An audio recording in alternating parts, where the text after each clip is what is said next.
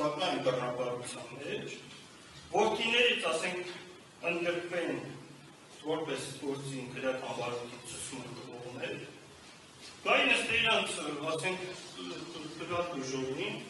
հարց տան, ասենք, սեռական բնույթի գործողությունը բերանից է կատարվել, թե չէ, ու հետևից հուշի ասա բերանից է կատարվել։ Որդին ու մորը հուշի ասա բերանից է կատարվել, ձևացի։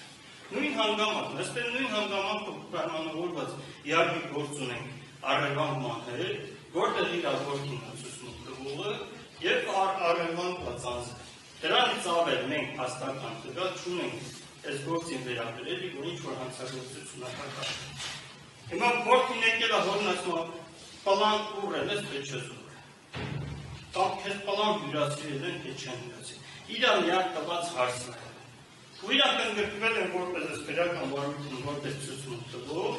ոչ մի փաստական տվյալ չեն ներկայացրել, որ տեղի ունեցել հանցագործություն։ Հիմա